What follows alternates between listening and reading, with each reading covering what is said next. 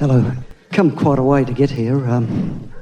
I've been coming to Dallas now for around 10 years. I'm in property development, sadly. I've got a classic riches to rags tale, and now that's an example of what we were talking about earlier, about pre-paving against yourself. Yeah. Things were going great. I was doing developments in Australia, back in Western Australia, in the mining, mostly in the mining industry. And now they can't really hear you or understand you. Can't and it's they? for two reasons. You're a little too close, okay, and you're talking a little too fast. Okay, I do that. I'm sorry. Yeah. Just slow it down for them. Okay. I'll take my glasses off. Things will get blurry and it might help. I'm from Australia. I'm a developer. We've been doing a development here in Dallas. I've done a couple. One was very successful. I actually came to see you in 2012 at the Renaissance Hotel off the 75. And when I saw you were back here, and I was actually coming into town, I decided I'd get a ticket and come again. We went on to put all our money into a second development here, and about 5 years ago, put in roads and whatever, it's about 12 acres, up in McKinney. Put a bunch of money into it. We're doing our best the same way we used to do in Australia, and again, what we did here. And for the last probably 4 years, it's just been going backwards. Sales have been slow. We've been doing everything we can, ploughing money into it. Things have been quiet in Australia as well. Well, you're doing everything that you can that most humans think is everything that you can, but have you harnessed the power of the vortex? We've been working because on the that, segment so. intending that you're doing right now is in response to how it's going. So it's like getting out your notebook and writing, I feel things aren't going well.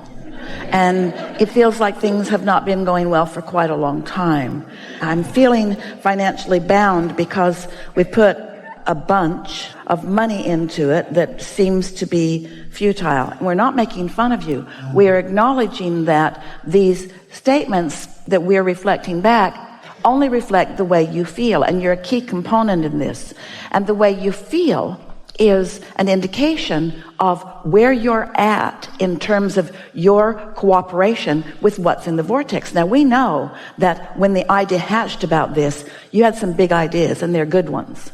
And we know that cooperative components came around, but then you and others, mostly from the influence of others, but you began letting the current set of circumstances be the reason that your thoughts flow the way they do.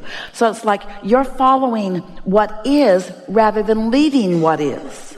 You know what's really important is that if your inner being did not believe in this project, then your negative thoughts would not feel negative. It's the opposing thoughts that are causing the negativity. So the worse you feel is the greater indicator that you're squandering the well-being that is there waiting for you. If you were on the wrong track and there was another development that is better for you, and that the path of least resistance was for you to just get out and move on to something else, then every thought that you have, like the ones that you just said to us, would feel invigorating to you. But the fact that none of that felt invigorating to you means that your inner being sees this project entirely differently. And the cooperative components have been lined up, but you're not letting them in because you're facing reality rather than creating it. We love this project. We put everything into it. We totally love it. It's a beautiful project. It's quite different to anything here, but it's. We've got a few people who absolutely love it and have bought there. It's a lot like, though, we really want you to hear this because this can be a big turning point for you. It's a lot like a parent who really loves his or her child, who sees the child as not going to make it. Such a good kid. I love him so much, but he's such a wackadoodle. He can't remember anything I tell him to do. He leaves his backpack at school every day. I don't know what he's going to do when he has to go off to school. I guess I'll have to go with him. This project is something that you want success from. You can't have it both ways. You can't love it and see it as failing at the same time. Those are not vibrationally accurate vibration. How do we bring it back, though? I mean, we're in trouble with the bank now. We've actually had to sell our home in Perth. We're renting. My wife's been stacking shelves at a grocery store. I've been doing odd jobs. We've basically run out of money. And we're trying to run a $30 million job with you nothing. have done the best job that we've ever heard of a segment intending against yourself. And we know you're not making this up. I'm meditating every day. I'm trying to do You're everything telling it like it is, but what we're getting at is once something starts to turn in that way and you follow the thoughts with it and you let those thoughts dominate the way you feel, so you no longer believe in this, instead you believe in this, because the evidence is there and you'd have to be a nutcase to believe in something you can't even see. We're trying to get back there. Well, the way you get back there is by finding some distance between the reality of it. And don't listen to other people. Listen to your inner being. Listen to what you've got going on. How many stories have you heard? And this is a very common one, where someone had a dream, it went pretty good, then it went south, then it was almost to the point of complete bankruptcy, and right before bankruptcy, it turned around. And then they wondered, why did we put ourselves through so much suffering when it was going to turn around all the time?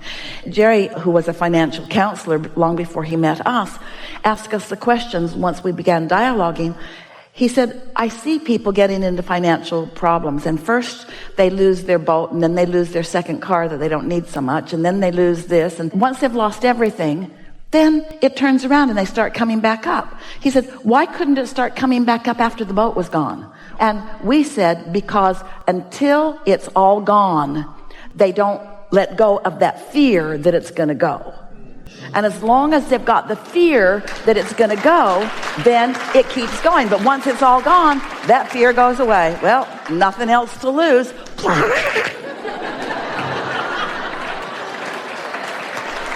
So you get to decide. You've got to find a way to feel about it the way you want to feel about it, not the way it looks like it's going. And that takes some focus. You know what it really takes? It takes getting off the subject, because you've practiced that subject so well, and it's understandable why you would, that subject is unchangeable right now. Yeah. It's not unchangeable, I don't think.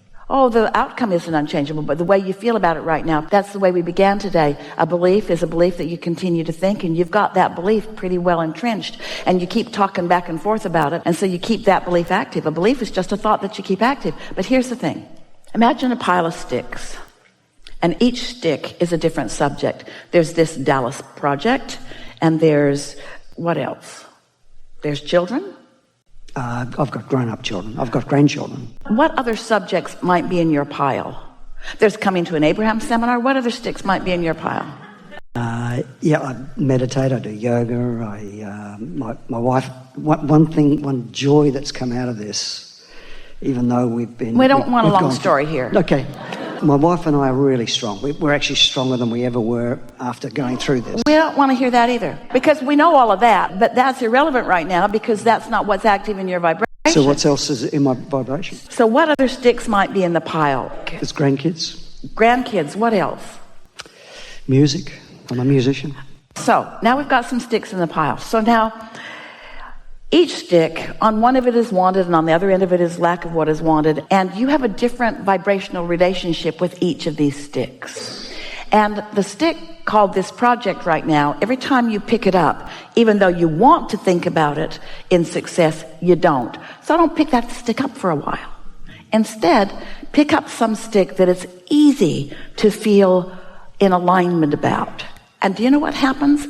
When you pick up any stick, there could be 100 sticks, and most of them you don't feel that good about. But when you pick up the one or two that you do feel good about, by bringing it to mind, and you focus on it in the way that you naturally do, where your beliefs are, all the other sticks are affected by the resonance that you found with that one subject.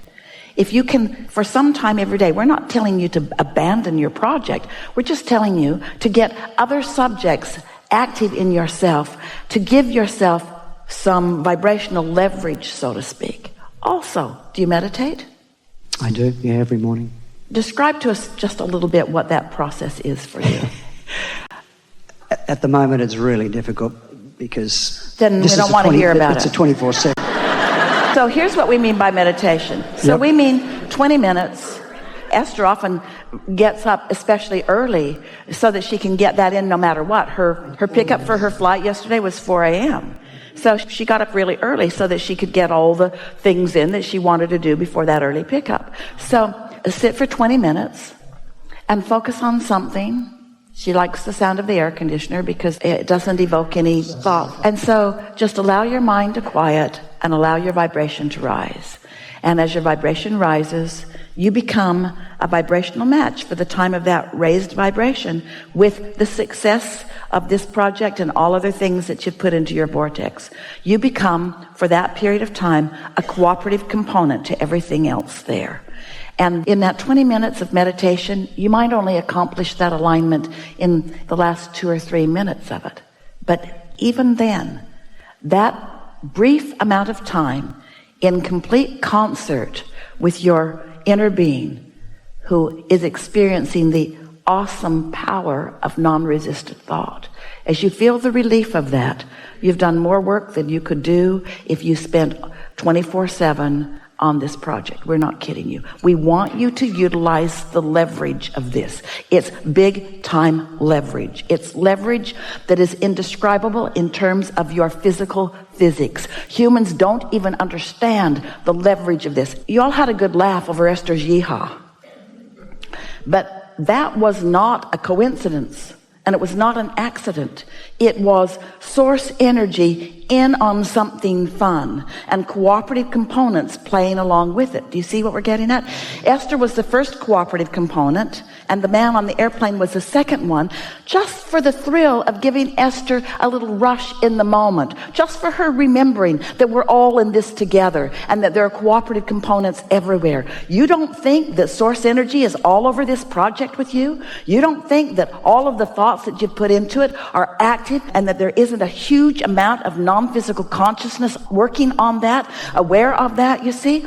But when you hold yourself in resistance to it, as you face reality that's changing every minute anyway, don't you want to reach for a different stick and give the universe a chance to show you what it's got going for you? Don't you want to just allow yourself, just for a little bit, just a little more every day, to be a little more cooperative component? And we're saying to you, you're more likely to be more of a cooperative component to this magnificent project when you're not thinking about it than when you are for a while. And that's what we meant earlier. Don't think about it and let the magic happen. Don't think about it and let the magic happen. And don't think about it and let the magic happen. And don't think about it and let the magic happen. And if you will meditate every day until those thoughts are wafting into your mind, you'll get a clear thought about something to do. And when you do, you'll know it. It will be so strong and clear. Follow that and then watch what happens. And before you know it, you'll have your hands back in the clay.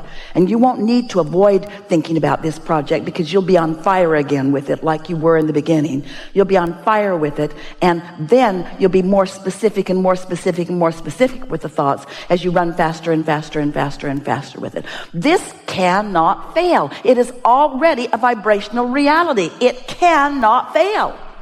Now, you can hold yourself apart from it for as long as you decide to. You can decide to play the game the way most humans play the game. Let's face the facts. Or you can play the game the way non-physical plays the game. Let's create a world. Let's create worlds. Let's flow energy. You can be or do or have whatever you're wanting. Your inner being knows that, you see. Whew, it's going to be so much fun. Now, is your wife in the room with you? No, I come along. Buy these recordings. Yeah. What's she going to say when she hears them? When she found out I was coming to see you, she said, what? She was so angry at me because she wanted to be here. Because the reason we ask is, and we usually don't, but the reason we ask is, if you two will talk to each other this way. We do. But this is a new way. You've been talking to each other in a way that's not helping you. You've been talking to each other about what is. We know you do some of it, but we're talking about the way you feel. Lip service doesn't count. It took us a little while to get you revved up here. Did you feel it? Did you feel yourself click over? Did you feel yourself become a cooperative component to your own project? I absolutely did. Yeah, we did too.